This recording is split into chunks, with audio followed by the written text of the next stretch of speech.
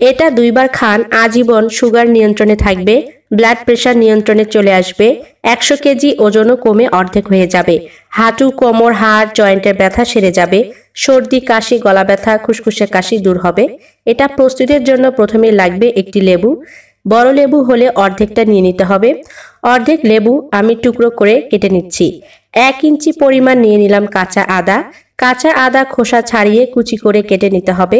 একটি পাত্রে 1 গ্লাস পরিমাণ বিশুদ্ধ খাবার পানি নিতে হবে। এবারে এর মধ্যে প্রথমেই দিয়ে দিচ্ছি লেবুর স্লাইসগুলো, এরপর দিয়ে দিচ্ছি কেটে রাখা আদার টুকরোগুলো, আর এখন এখানে দিয়ে দিচ্ছি 1/2 চামচ পরিমাণ কালো জিরা। এরপরে দিয়ে দিচ্ছি এখানে গ্রিন টি। অবশ্যই এখানে আপনারা গ্রিন টি ব্যবহার করবেন। এরপর এটা চুলাতে জাল করব মিডিয়াম আঁচে। জাল করে 1 গ্লাস পানি যখন 1/2 গ্লাসে পরিণত হবে তখনই এটা নামিয়ে নিতে হবে। খুব সুন্দর সুগন্ধি বের হবে এবং কালারটাও চেঞ্জ হয়ে আসবে। তখনই নামিয়ে ছাঁকুনির সাহায্যে ছেঁকে নিতে হবে। খুবই অল্প সময়ে অল্প উপকরণ দিয়ে প্রস্তুত হয়ে গেল ভীষণ উপকারী স্বাস্থ্যকর কালো জিরার চা। এই কালো জিরার চা খাওয়ার নানাবিধ উপকারিতা রয়েছে। তার মধ্যে উল্লেখযোগ্য কিছু উপকারিতা হচ্ছে, যারা ডায়াবেটিসের পেশেন্ট রয়েছেন তাদের সুগার নিয়ন্ত্রণে আনার জন্য কালো জিরার চা ভীষণ উপকারী। আপনি ওষুধ নিচ্ছেন, ইনসুলিন নিচ্ছেন, হয়তো বা সুগার নিয়ন্ত্রণে আসছে না। 30-এর পরে কিন্তু সুগার নিয়ন্ত্রণে আনা একটু কঠিন হয়ে যায়। টাইপ 2 ডায়াবেটিসের রোগীরা কালো জিরা চাটা সেবন করতে পারেন দিনে 2 বার করে, সকালে 1 কাপ, রাতে 1 কাপ। অবশ্যই খাবার খাওয়ার আগে সেবন করতে হবে। নিয়মিত যদি কালো জিরার চাটা সেবন করেন আপনার সুগার নিয়ন্ত্রণে থাকবে।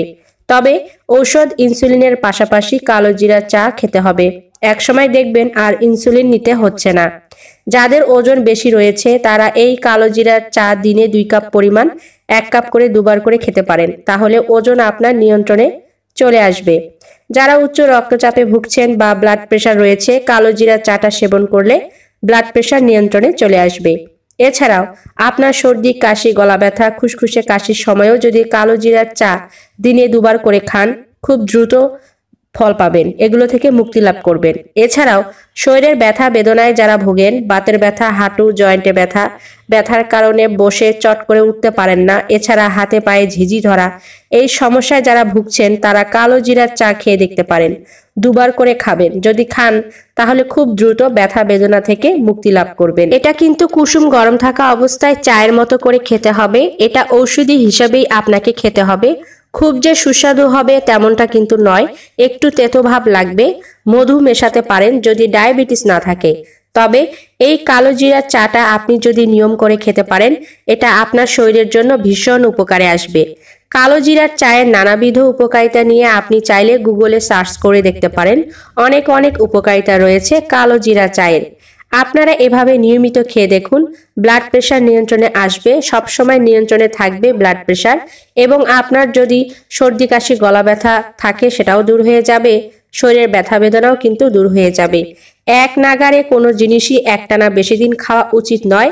আপনি টানা 15 দিন খাবেন, তারপর কিছুদিন বন্ধ রেখে পুনরায় ট্রাই করবেন। এই নিয়মে কালো জিরার চাটা সেবন করবেন। আপনি যদি জটিল কোনো রোগে আক্রান্ত হয়ে থাকেন বা অপারেশন হয়েছে বা ঔষধ নিচ্ছেন, অনেক জটিল রোগ আপনার রয়েছে, তাহলে কালো জিরার চা খাওয়ার পূর্বে অবশ্যই বিশেষজ্ঞের পরামর্শ অনুযায়ী খাবেন। আর আপনার যদি শ্বাসকষ্ট থাকে তাহলে অবশ্যই কালো জিরার চাটা সেবন করার চেষ্টা করবেন। গরম অবস্থায় চায়ের মতোই চুমুক দিয়ে সেবন করবেন, দেখবেন আপনার শ্বাসকষ্ট দূর হয়ে গেছে।